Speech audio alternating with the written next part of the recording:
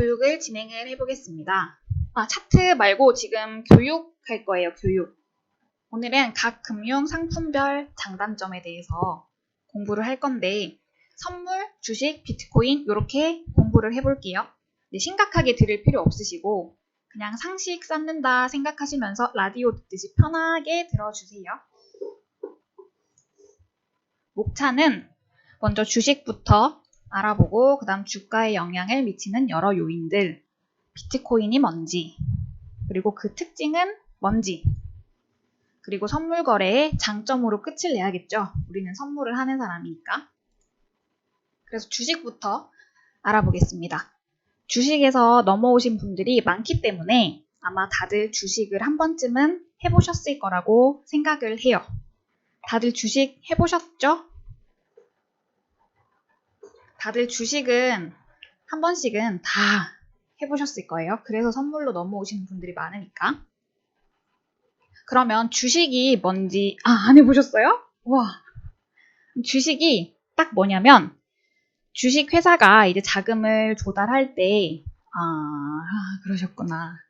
이제 발행하는 증서인데요. 회사가 경영을 하려면 많은 돈이 필요하잖아요. 그러면 그 돈을 모으기 위해서 회사의 이름을 걸고 사람들에게 투자를 유도해서 만드는 거예요. 그래서 모인 자금을 통해서 사업을 진행해서 이익이 창출이 된다면 회사의 가치는 올라가고 더 많은 투자자가 모이게 되겠죠. 그래서 주식을 이제 특정 기업의 소유권이라고 생각을 하시면 돼요. 주식을 구매해서 갖고 있다는 말은 그 기업의 지분을 갖고 있다는 말과 동일하죠. 그래서 그 기업의 주주가 되는 거예요. 한마디로 기업은 투자를 받는 거고요. 개인은 회사의 일부분을 사는 거죠. 그래서 투자에 성공을 하면 이제 기업의 가치가 올라가면 내가 투자한 돈의 가치도 커지는 거고 반대로 투자의 실패가 될 수도 있죠. 우리나라는 이제 우리나라의 특징은 수출 주도형 국가이기 때문에 외부 영향에 휘둘릴 가능성이 많아요. 그리고 사실 주식보다 저는 선물이 쉽다고 생각을 하는 게 주식은 공부할 게 정말 많습니다. 먼저 이제 투자하기 전에 그 아침 장이 열리기 전에 해외 증시 현황 보시고요. 그 다음에 주요국 환율 변동도 보시고요. 그 다음 PER이 뭔지, ROE가 뭔지, 시가총액이 얼마인지, 경영진은 어떤지, 재무제표는 어떤지, 그리고 그 자금이 어떻게 굴러가는지 다 공부를 하셔야 돼요. 그래서 차트를 보는 기술적 분석보다 기본적 분석이 많이 좌지우지하는 게 주식이에요. 근데 저희는 우리 해외 선물은 차트만 보면 되죠, 사실. 당연히 해외 증시도 알아야 되지만 우리는 선물은 요 주식보단 훨씬 그냥 차트만 공부하면 됩니다. 그러면 주식은 제로섬 게임일까요? 포지티브섬 게임일까요? 라는 게 있는데 제로섬은 뭐냐면 한쪽이 이득을 보면 그 반대편은 손실을 봐야 돼요. 그래서 그게 더하면 제로가 돼야 되는 거죠. 근데 포지티브섬 게임은 이제 협력을 통해서 같이 구성원 모두가 서로 이득을 볼 수 있는 게임을 포지티브섬 게임이라고 합니다. 그러면 주식은 어디일까요? 주식은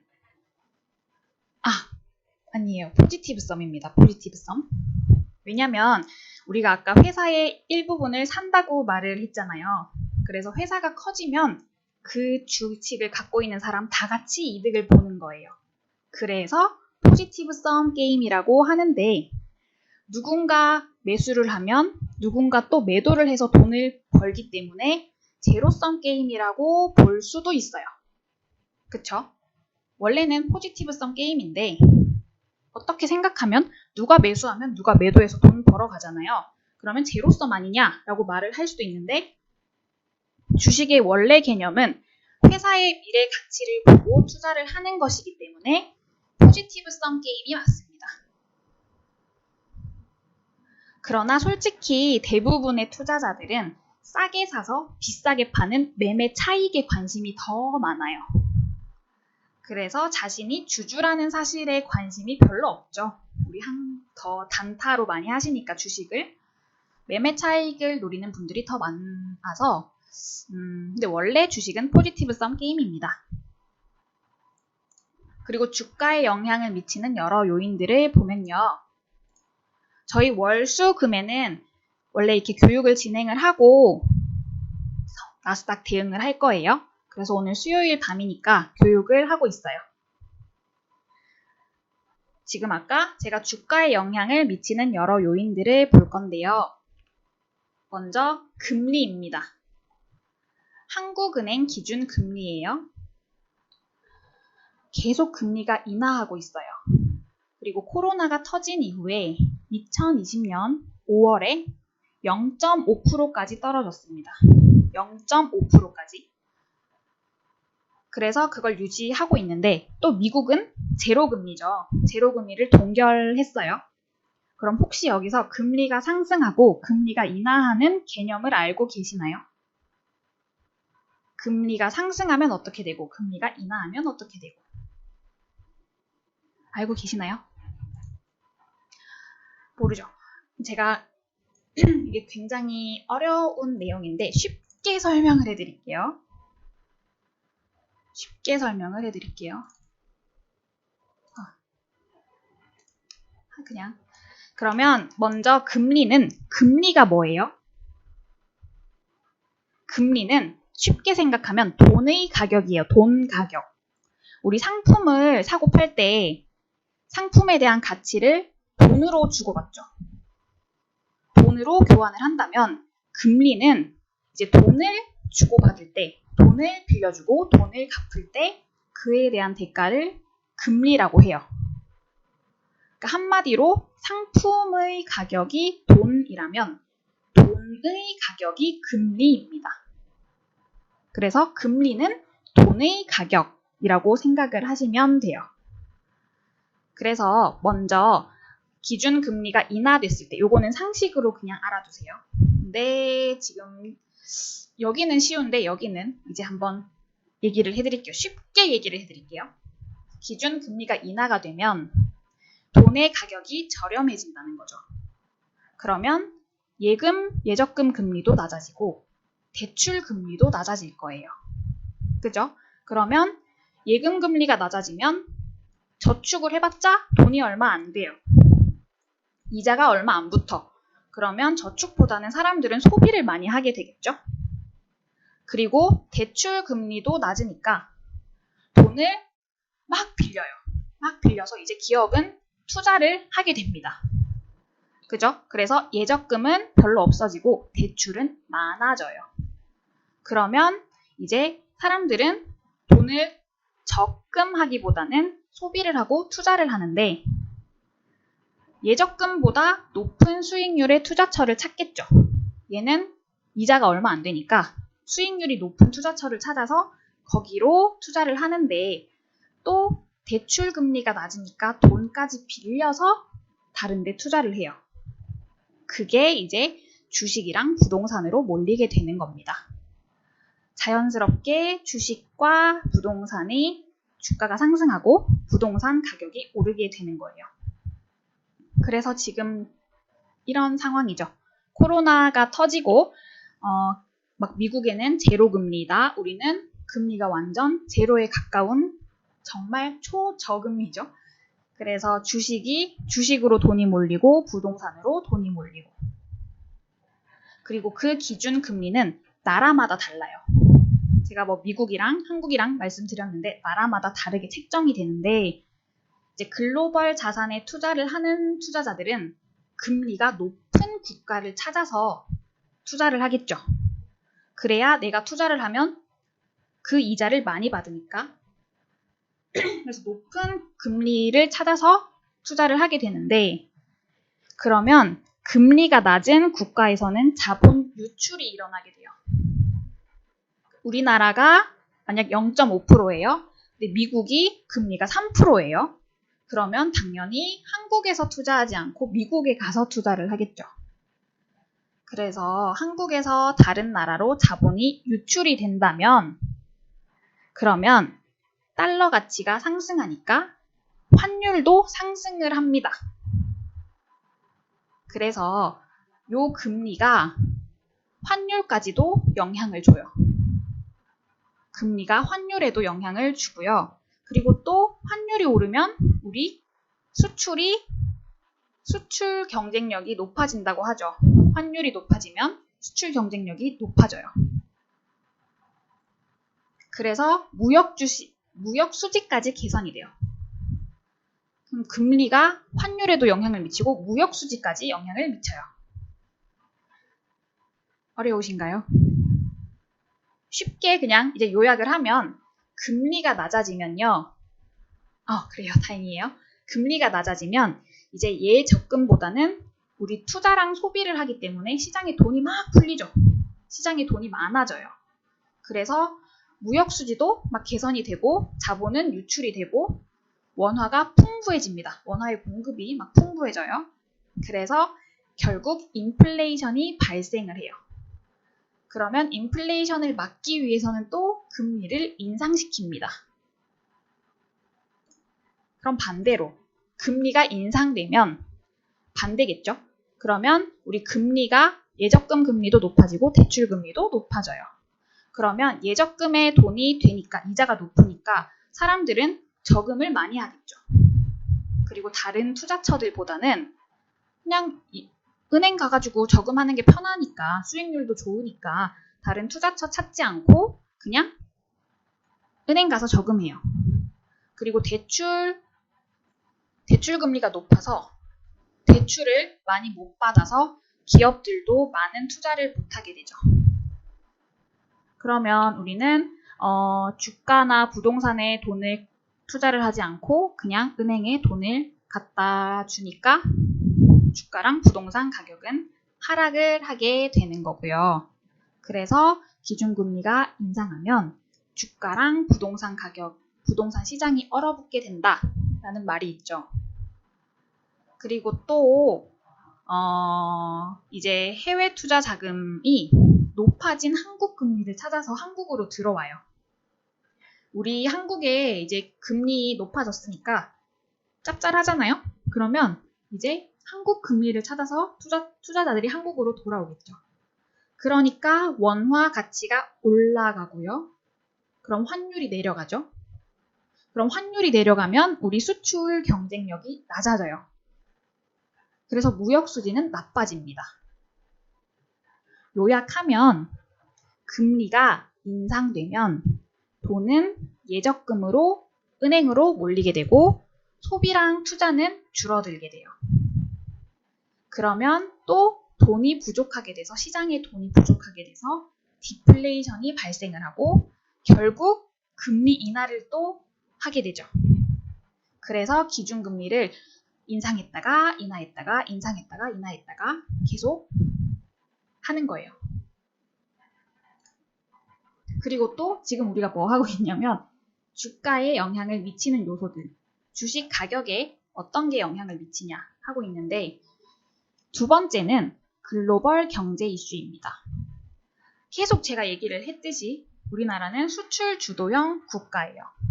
그래서 글로벌 경제 이슈에 굉장히 많이 휘둘리는데 지금 미중 틱톡으로 갈등하고 있죠.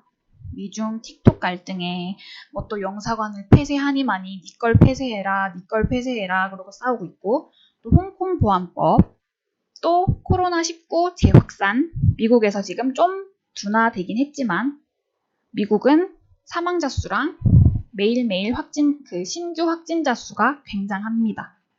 그리고 코로나19 백신도 미국이 다 사들인다 그랬죠. 그러면 다른 나라는 잘 못 사잖아요. 그러니까 되게 그래도 1등인 나라가 그렇게 막 백신을 다 사들인다는 거는 좀 문제가 있지 않나. 그리고 미국 추가 부양책, 이 합의가 되느냐 마느냐 이런 거에 의해서 우리나라 주가는 획가닥 많이 변합니다. 그리고 가장 큰 리스크를 저는 기업별 호재 악재라고 생각을 해요. 갑자기 무슨 일이 어떻게 터져서 상장 폐지가 될지 아무도 몰라요. 뭐 큰 그런 회사들은 그럴 일이 없겠지만 저도 사실 그런 일이 있었거든요. 제가 투자한 회사 딱 투자를 하자마자 막 가격이 부두두두둑 쏟아지더니 사기를 당한 거죠. 그래서 며칠 전에 그 뭐 기사를 떴는데 누가 뭐 도망 다니고 있고 누구는 구속이 됐고 막 그런 기사가 뜨더라고요. 그러니까 그렇게 사기를 당할지 아무도 몰라요. 상장 폐지가 될지. 그래서 기업별 호재 악재에 너무 항상 위험에 노출되어 있다라는 거죠. 그리고 이제 비트코인. 혹시 비트코인 갖고 계시는 분 계세요? 비트코인 갖고 계신 분. 아니면 알트코인들이라도.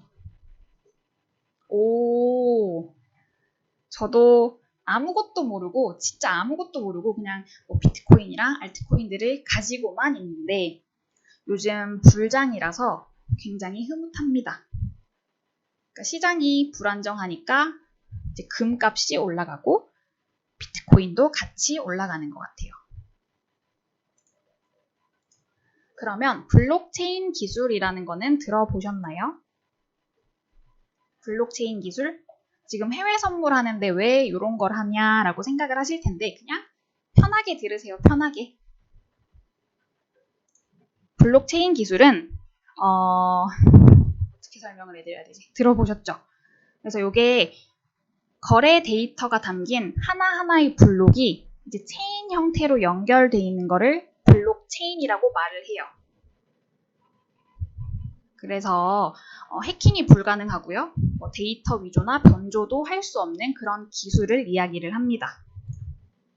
그래서 이 기술을 이용해서 만들어낸 게 이제 암호화폐, 이꼴 가상화폐라고도 하고요. 이꼴 이제 뭐 제일 유명한 건 비트코인, 그리고 이더리움, 이오스, 또 다른 코인들이 많죠.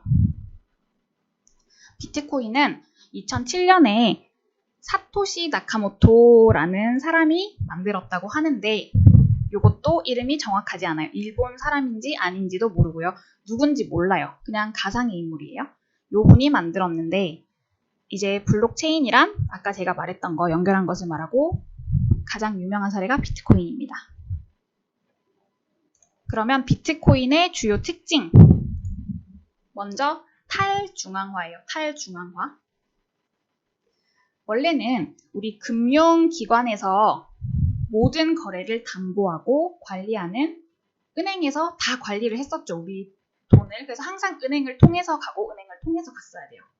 그런 기존의 금융 시스템을 벗어나서 이제 개인과 개인 간의 P2P 거래를 하는 거예요. 그런 게 탈중앙화가 핵심입니다.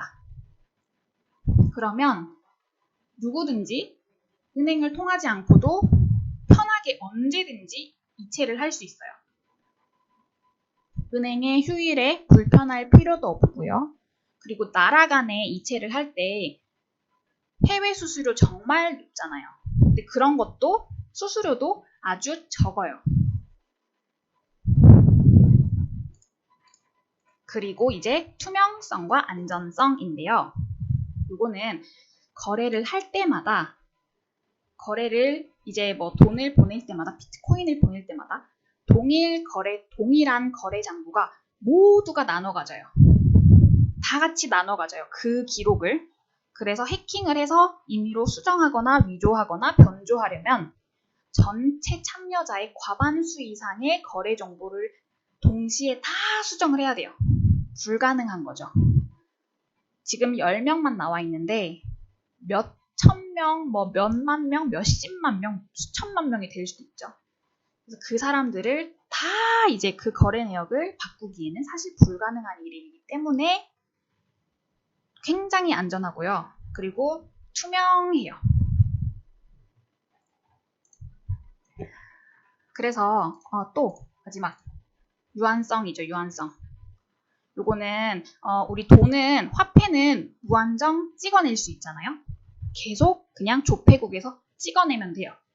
그러나 비트코인은 이제 채굴을 하는 형식이라서 수요와 공급에 맞게 자유자재 무한으로 찍어낼 수 있는 화폐와는 다르게 딱 희소성이 있어요. 그래서 계속 시간이 갈수록 가격이 높아질 거다라고 다들 생각을 하는 거고요. 근데 비트코인에 대한 전망은 사실 너무나 상반된 의견으로 갈리기 때문에 저도 뭐라고 말을 할 수가 없습니다. 갖고는 있지만 그래서 그러니까 한쪽은 비트코인은 전혀 가치가 없는 디지털 쓰레기야 라고 무시를 하고요. 그거 나중에 그냥 휴지 조각 될 거야. 왜 갖고 있어? 라고 하시는 분들도 계시고요. 또 다른 한쪽은 향후에 기축통화 또는 예전의 금과 같이 가치를 보존하는 자산이 될 거다라는 의견으로 갈려요. 비트코인을 갖고 있는 사람과 갖고 있지 않은 사람들의 의견이겠죠. 근데 비트코인은 제가 생각하기에 이제 정부나 공공기관에서는 굉장히 껄끄럽게 느껴질 거예요. 근데 사유재산권이라는 그 자본주의의 주요한 권리가 있기 때문에 함부로 그거를 손을 대지는 못하는 거고요. 그리고 오히려 각 나라들은 세금을 부과하기 위해서 법을 제정 중입니다. 우리나라도 내년 10월부터는 비트코인에 세금을 부과하기로 했어요. 2021년 10월부터는 이제 20%의 세금이 붙는데요. 이런 움직임들을 보면 적어도 쓰레기가 될 가능성은 없지 않을까라고 생각을 합니다, 저는. 그래서 비트코인이 기축통화가 된다거나 화폐로서의 가치는 확실하지는 않지만 저는 투자로서의 가치가 있다고는 생각을 해요. 해외 선물을 하듯이 이것도 그냥 주식처럼 투자를 하는 거죠. 그러면 저는 이제 여러분들에게 해외 선물을 알려드리는 사람으로서 선물 거래의 장점을 알아보도록 하겠습니다. 먼저 전 세계의 주식시장이 24시간 열려있기 때문에 24시간 거래가 가능합니다. 해외 선물은. 어제가 아니구나. 월요일에 말씀을 드렸듯이 우리가 거래하는 상품들은 아시아 시장보다는 보통 CME 상품을 많이 거래를 하기 때문에 이제 유럽장과 미국장이 합쳐지는 시간에 가장 활발해요. 그래서 10시 반부터 새벽 3시까지 가장 핫합니다. 유동성이 가장 커요. 또 어제 말씀드렸듯이 양방향 거래가 가능하죠. 상품의 가격 상승을 예상하면 매수를 잡으면 되고요. 상품의 가격 하락을 예상을 하면 매도를 잡으면 됩니다. 매수도 가능하고 매도도 가능해요. 요거는 비트코인도 그렇습니다. 비트코인도 CME에 등록이 됐어요. 그리고 레버리지라고 적어놨는데 요거는 지렛대라는 의미죠. 영어로 지렛대라는 의미로 적은 증거금으로 이제 대량의 선물을 사고 팔면서 지렛대 원리를 활용한다는 건데 사실 선물 투자의 가장 큰 매력이라고 저는 생각을 해요. 각 종목의 레버리지는 거래소가 변동성을 감안해서 수시로 증거금을 변경하면서 계속 조정이 돼요. 레버리지가 조정이 됩니다. 그래서 시장 가격이 등락이 막 심해지면은 증거금을 높여버리고요. 그리고 시장이 조용할 때는 증거금을 줄이게 됩니다. 레버리지가 가장 큰 대표 종목이 국채 선물이에요. 국채 선물. 보통 레버리지가 70배 정도는 된다고 합니다. 가격이 크게 움직이는 변동성이 큰 종목은 이제 담보금의 역할을 하는 증거금이 높게 책정을 하는데 국채 같은 거는 변동성이 상대적으로 낮기 때문에 증거금이 적어요. 그래서 레버리지가 굉장히 큰 거죠. 거래소가 따로 레버리지를 공표하진 않지만 수시로 변경되는 증거금에 이제 종목별 거래 단위를 곱하고 이거를 가격으로 나누면 레버리지를 계산을 할 수 있는데 이런 것까지는 몰라도 되시고요. 우리는 레버리지가 가능한 상품을 투자를 하고 있기 때문에 하이 리스크, 하이 리턴이다 라고 생각을 하시면 될 것 같아요. 그리고 이상으로 강의는 끝이 났고요. 이제 미장 대응을 준비를 해보겠습니다.